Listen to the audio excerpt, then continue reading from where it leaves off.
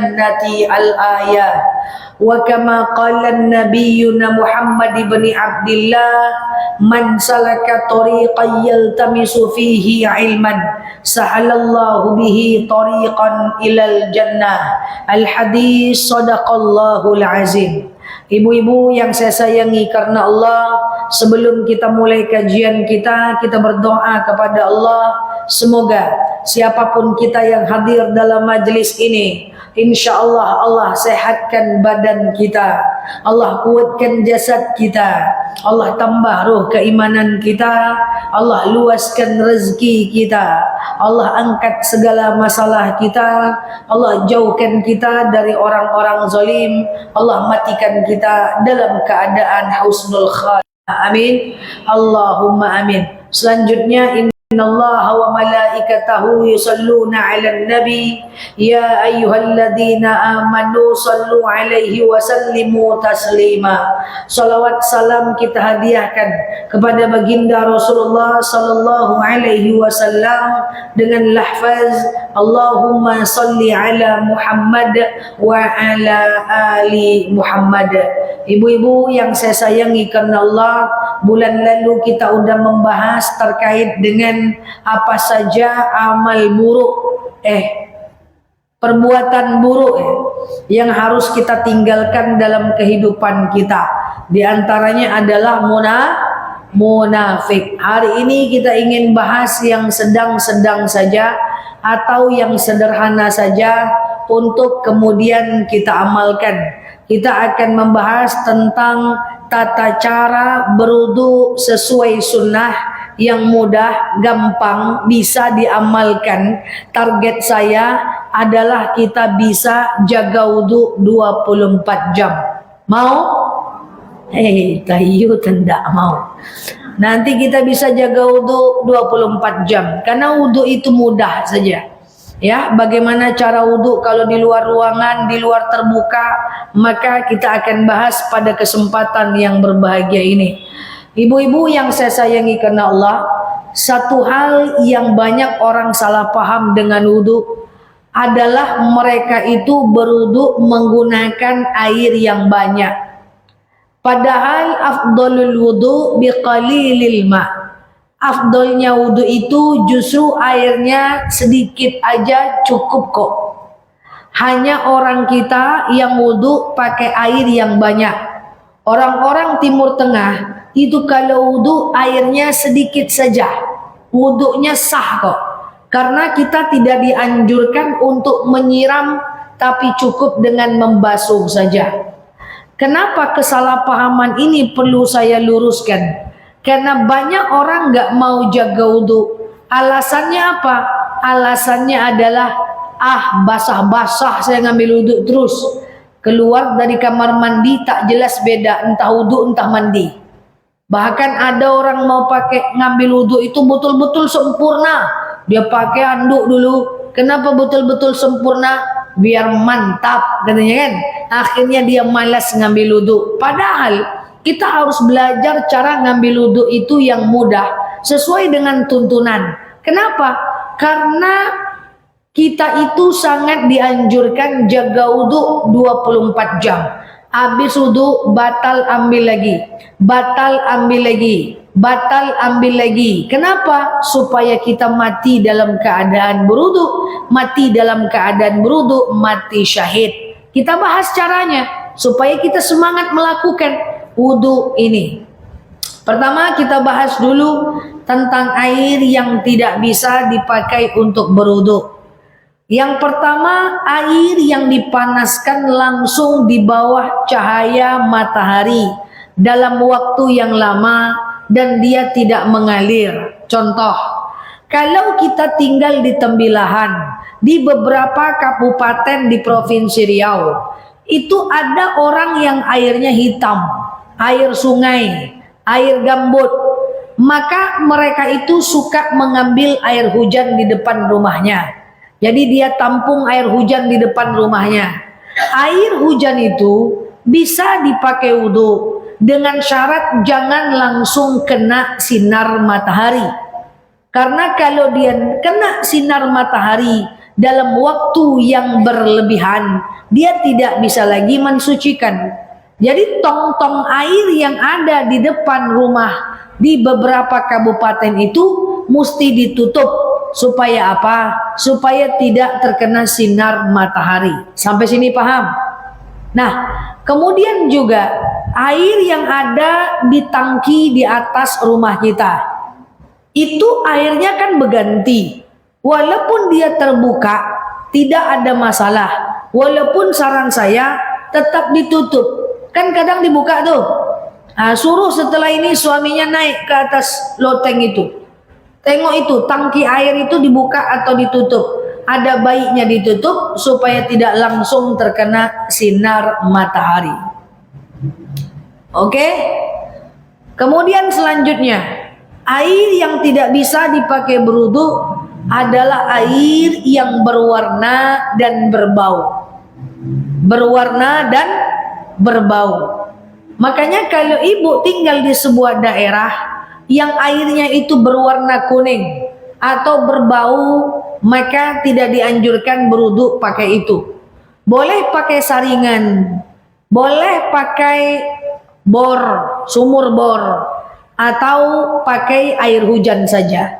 Karena berwarna berbau tidak sah lagi dipakai untuk berwudu. Sampai sini paham? Selanjutnya, tidak bisa dipakai berwudu air yang berasa. Coca-Cola, air kelapa, walaupun dia jernih, tapi dia berasa, ya kan?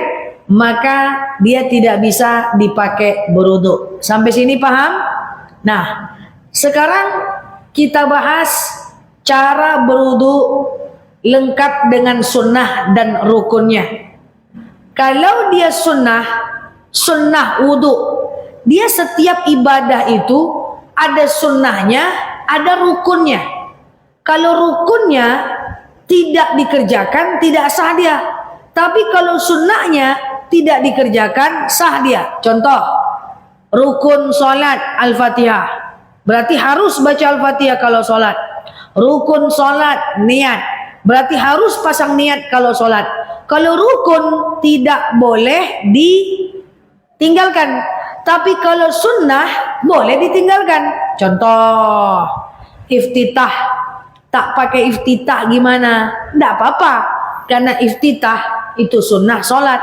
Contoh, misalnya baca ayat pendek setelah Al-Fatihah. Tidak pakai ayat pendek setelah Al-Fatihah. Tidak apa-apa. Kenapa? Karena dia sunnah sholat saja. Jadi dalam setiap ibadah ada sunnah, ada rukun. Ada apa yang pertama? Sunnah. Yang kedua, rukun. Sunnah boleh ditinggalkan, rukun tidak boleh ditinggalkan. Contoh, sunnah puasa. Apa? Sunnah puasa. Sahur. Tidak sahur nggak apa-apa, karena cuma sunnah. Sunnah sholat, ayat pendek, iftitah. Tidak pakai ayat pendek, tidak pakai iftitah, tidak apa-apa. Sunnah, iya kan? Jadi kalau sunnah itu tidak dipakai, tidak apa-apa. Nah, sekarang kita bahas sunnah dan rukun wudu. Jadi yang sunnah ini nanti ibu tidak kerjakan, tidak apa-apa. Bagi tim-tim yang tidak pengen ribet ngambil wudu dan pengen jaga wudu 24 jam. Kita mulai. Yang pertama, sunnah wudu adalah bersihkan sela-sela jari. Tak wajib, sunnah. Oke? Sunnah wudu adalah istinja. Cebok. Cebok. Ustazah, jadi cebok itu sunnah. Dia tidak wajib. Kecuali kalau ibu pipis. Kecuali kalau ibu pup. Kecuali maaf. Kalau dalam kondisi keputihan. Ya kan? Nah, kalau kita dalam kondisi keputihan, tentu kita harus cebok dong. Bukan karena mau ngambil wudhu ya, tapi karena keluarnya sesuatu dari kubur dubur atau di antara keduanya. Iya dong? Nah, jadi namanya istinja. Banyak orang salah paham, dia nganggap istinja itu rukun. Giliran dibilang, ya udahlah, udah batal, ambil wudhu lagi. Malas aku cebok terus. Nah, akhirnya dia nggak mau jaga wudhu. Padahal cebok bukan fardu tapi sunnah saja. Bersihkan sela-sela jari, apakah rukun? Baru sunnah. Cebok nggak mau ustazah, masa nggak cebok, saya harus cebok. Ya terserah, yang penting secara hukum sunnah. Oke? Selanjutnya, kumur sunnah, tak kumur tidak apa-apa. Ini belum wudhu ya, belum rukun, ini masih sunnah saja. Bersihkan sela-sela jari, cebok, masukkan air, kumur, masukkan air ke hidung, sunnah, belum lagi rukun itu. Kumur, lalu kemudian masukkan air ke hidung, itu semua masih sunnah itu. Itu belum rukun wudhu itu, sunnah saja. Oke? Setelah itu kita masuk rukun. Rukunnya kita masuk. Pertama, rukun wudhu adalah niat.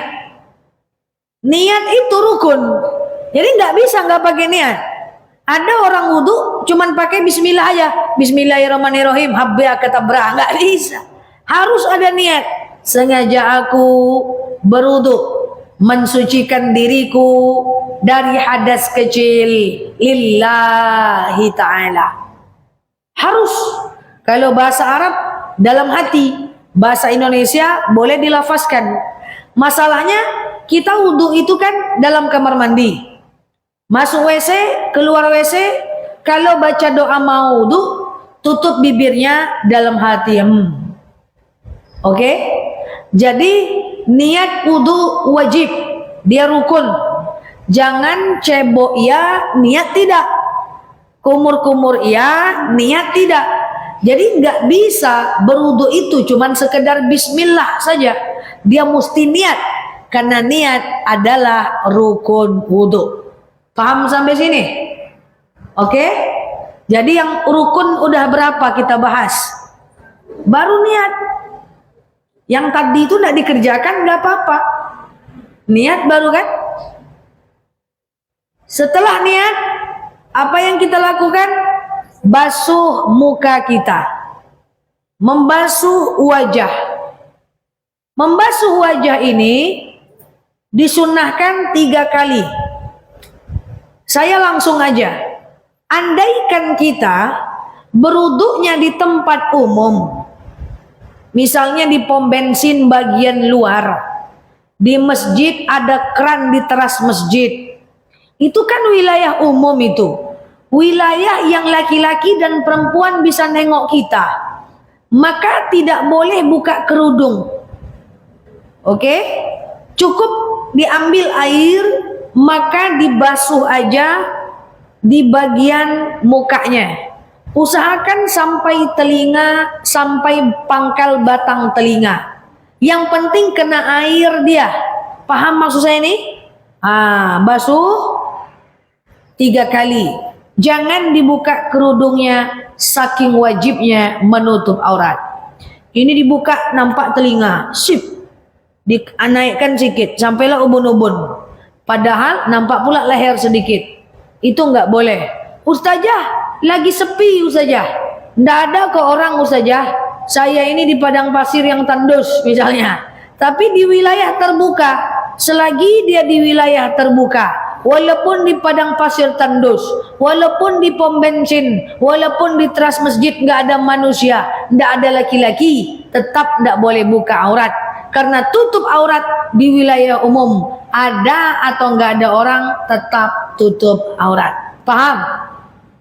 Dah? Nah, ibu wudhu nanti di mobil pakai spray misalnya, ya jangan dibuka kerudungnya, kecuali di dalam kamar mandi yang isinya wanita semuanya.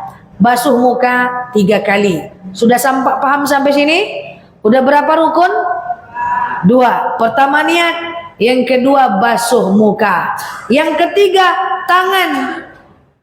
Aidiakum ilal marafiq, membasuh tangan sampai siku.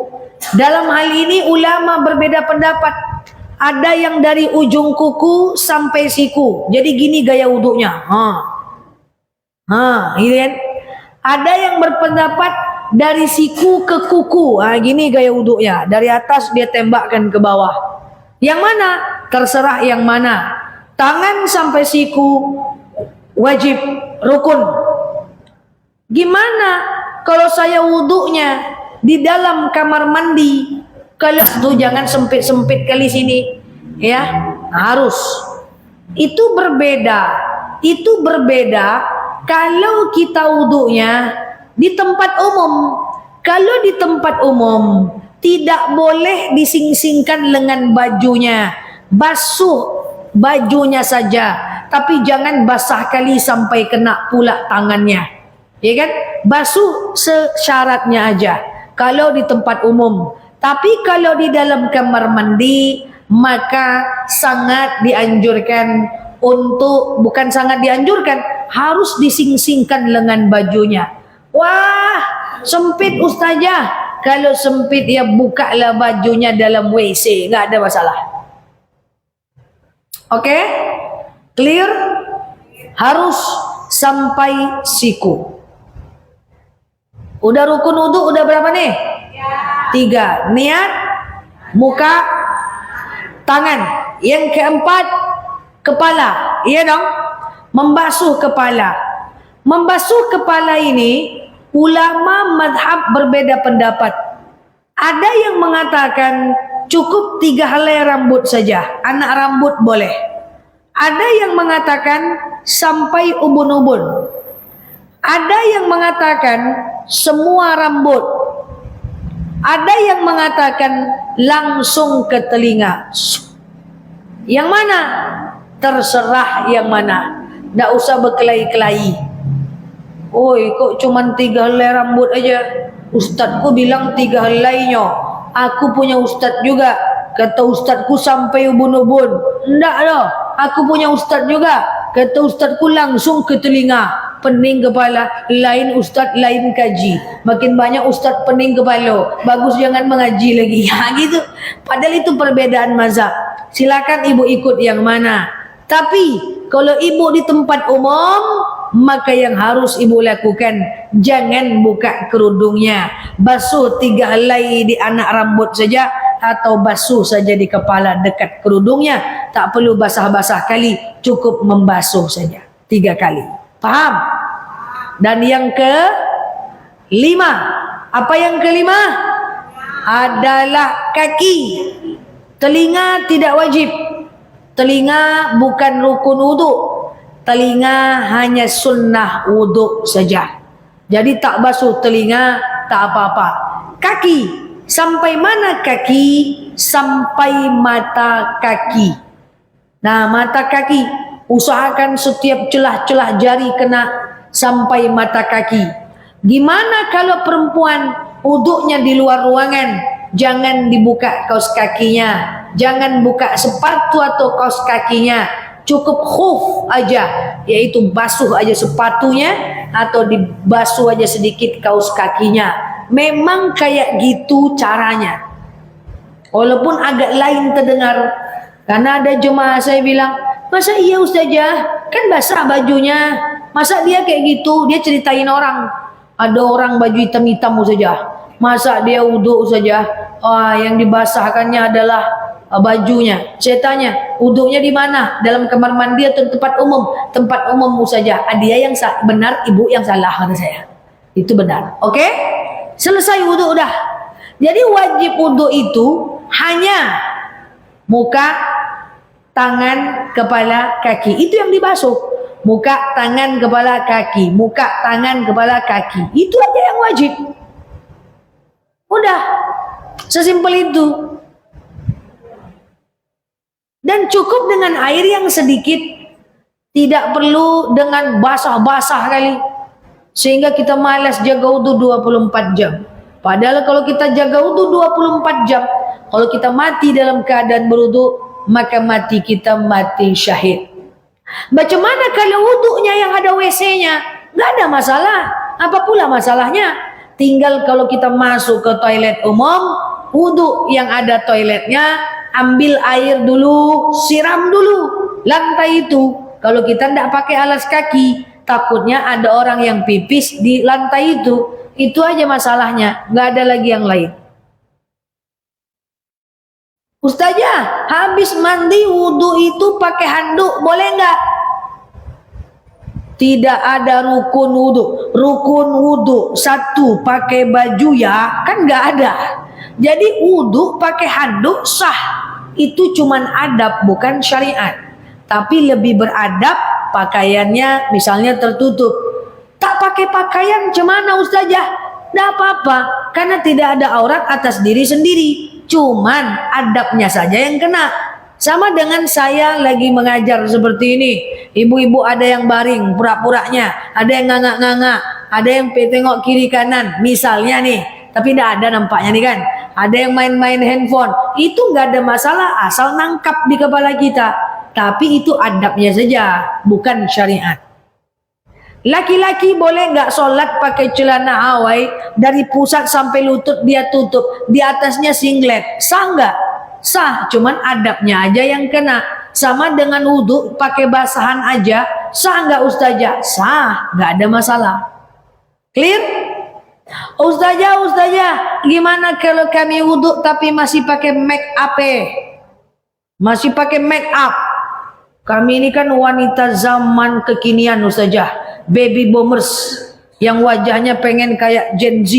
Jadi kami pakai make up nih ustazah. Gimana? Selagi make upnya tidak waterproof. Apa itu waterproof? Wah, mantap ya. Selagi make upnya tidak anti air, tahan air, maka boleh. Tapi kalau dia tahan air, maka harus cleanser dulu. Bersihkan dulu, dikasih cleanser dulu, baru ambil wudhu. Itu sama dengan kutek. Kalau ibu pakai kutek warna hitam, merah, kuning, biru, jingga, hijau, kelabu, nah ibu pakai kutek, itu ibu harus hapus dulu kuteknya, Bu. Ibu hapus dulu kuteknya, lalu kemudian ibu ngambil wudhu. Nanti tidak masuk airnya ke dalam kukunya. Pakai kutek boleh nggak? Pakai kutek itu boleh. Cuma masalahnya nanti air wudhu tak masuk. Jadi dihapus dulu, baru kemudian ibu berwudu. Oke? Setelah wudu baru saya bermake up.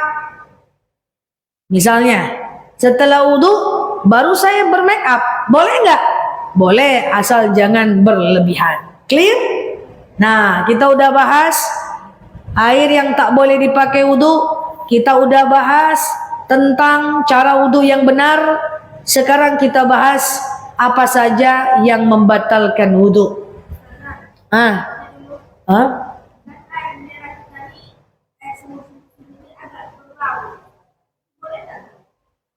Syubhat, Bu. Lebih baik dia disaring atau pakai air yang lain. Iya. Gambut ya.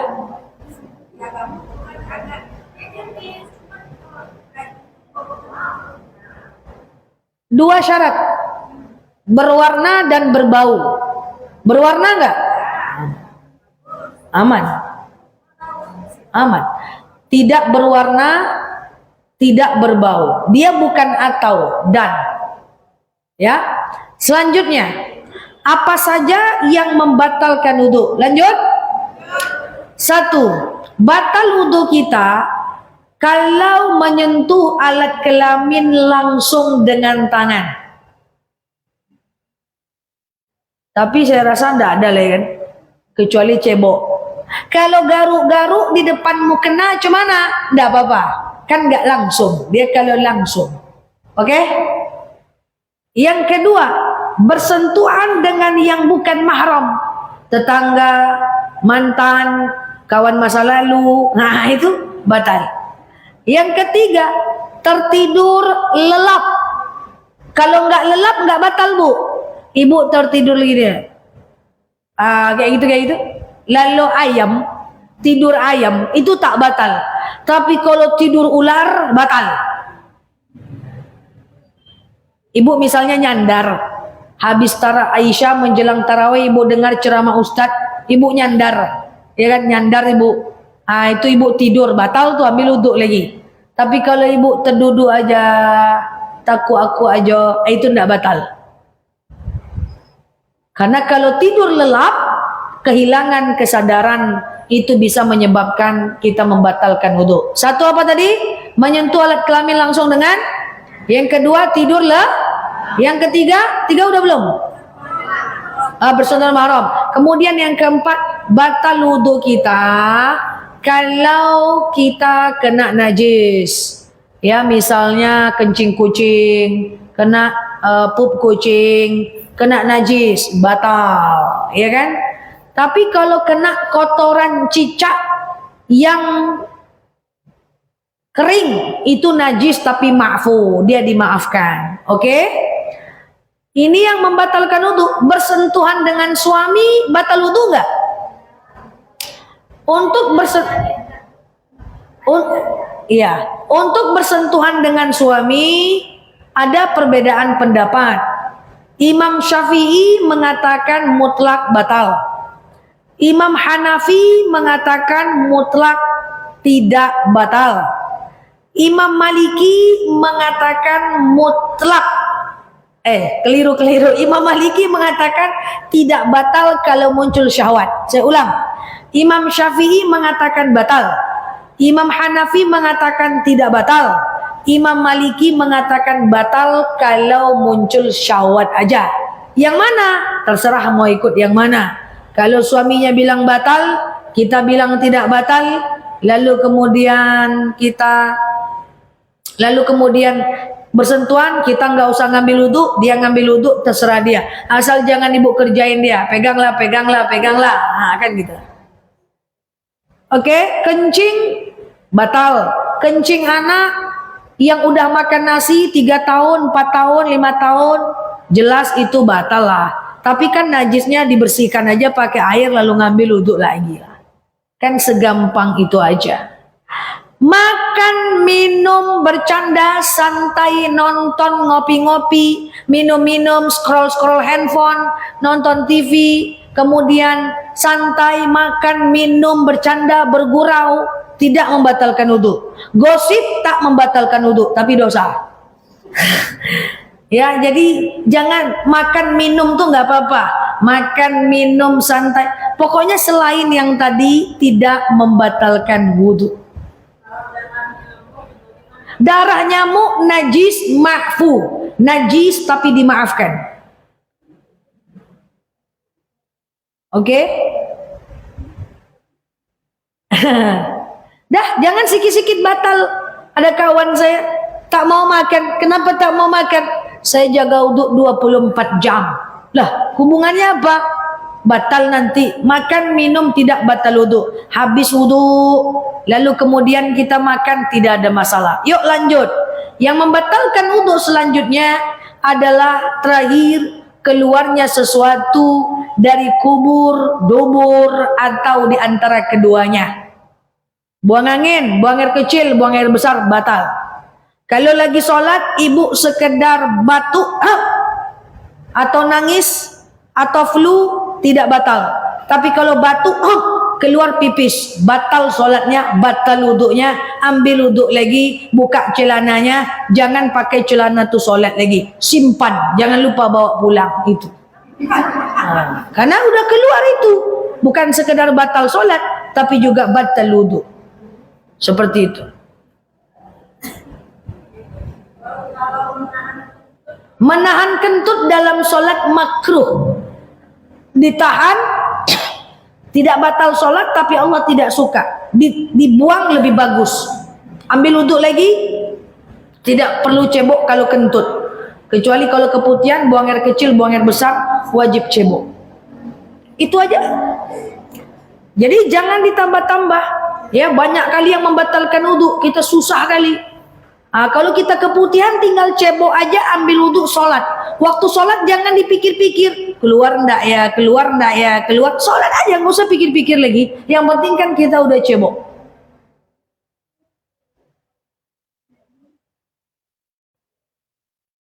Darah nyamuk najis ma'fu, najis yang dimaafkan. Ada ragu lagi? Nah, jadi misi saya sebagai penutup, jagalah wudhu 24 jam. Kalau kita jaga wudu, habis wudu batal ambil lagi, batal ambil lagi, batal ambil lagi, insya Allah kita mati dalam keadaan syahid. Orang pengentut ambil wudhu terus, tapi setiap dia ngambil wudhu, si pengentut ini dapat pahala sunnah. Tapi ibu pahami definisi kentut. Kentut itu yang keluar dari dalam perut. Kalau cuman pergesekan antara satu daging dengan daging, dia cuman ada udara yang lewat saja, itu bukan kentut. Harus kenal dengan kentut.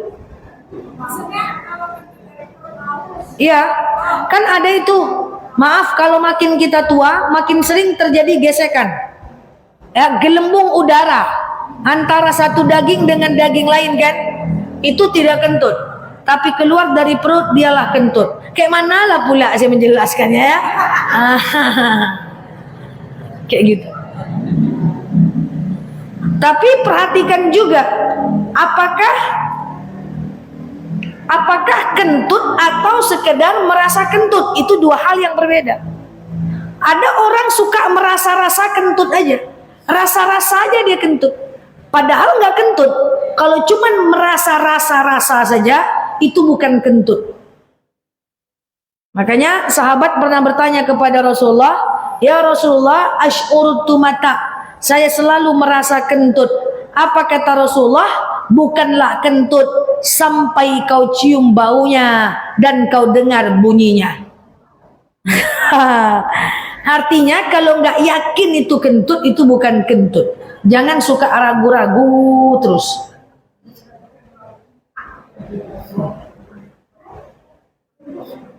Jadi kalau udah kentut yang dibahas, kentut terus sampai pulang. Jadi maksud saya, kan sedikit aja cara wudhu tuh gampang. Yang membatalkannya juga dikit aja. Maka jagalah wudhu 24 jam. Kan nggak susah ngambil wudhu, gampang aja. Oke?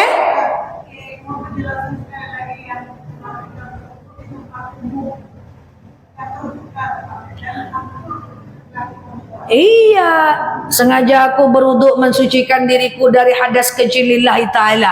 Ambil air, jangan buka kerudungnya. Kalau di tempat umum yang campur laki-laki perempuan, basuh muka yang tampak saja.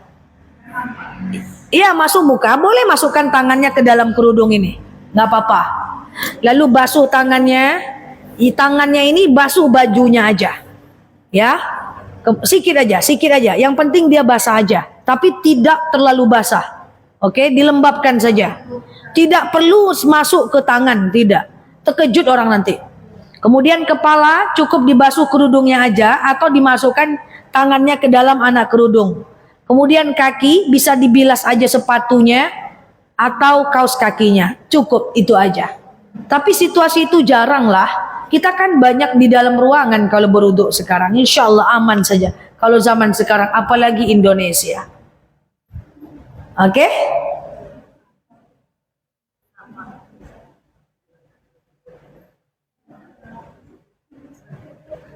Cukup ya? Wallahu a'lam bishawab. Ala hazihi niyah al-Fatihah.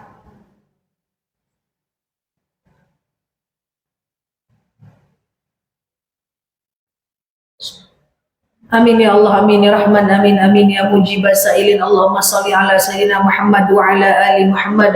Allahumma inna nas'aluka ridhaka wal jannah, na'udzubika min sakhatika wan nar. Allahumma inna nas'aluka salamatan fi dinina, afiyatan fi jasadina, ziyadatan fi ilmina, barakatan fi rizqina, taubatan qabla al-maut, rahmatan indal maut, maghfiratan ba'da al-maut.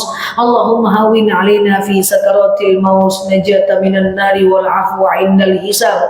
Allahumma anta السلام منك السلام وإليك يعود السلام فحينا ربنا بالسلام ودخلنا الجنة دار السلام تبارك ربنا وتعاليت يا هذا الجلال والإكرام. اللهم إنا نعوذ بك من الهم والحزن، نعوذ بك من العجز والكسل، نعوذ بك من الجبن والبخل، ونعوذ بك من غلبة الدين وقهر الرجال. اللهم يسر علينا أمورنا ولا تعسر علينا أمورنا يا رب العالمين. اللهم إن كان رزقنا في السماء فأنزله، وإن in kana rizquna fil ardi fa akhrijhu wa in kana rizquna ba'idan faqribhu wa in kana rizquna haraman fatahhirhu wa in kana qalilan fakaththirhu ya rabbal alamin. Allahumma rabbana anfa'na bima 'allamtana wa 'allimna ma yanfa'una. Allahumma rabbana hab lana min azwajina wa zurriyyatina qurrata a'yun waj'alna lil muttaqina imama. Allahumma ighfir lana dhunubana wa liwalidina warhamhuma kama rabbawna shighara. Allahumma yassir 'alaina umurana wa la tu'assir 'alaina umurana ya rabbal alamin. Allahumma istajib du'ana ya Allah, sajib du'ana ya Rahman ya Rahim ya mujibas sa'ilin. Allahumma shalli ala Muhammad ali Muhammad subhana rabbika rabbil izzati amma yasifun.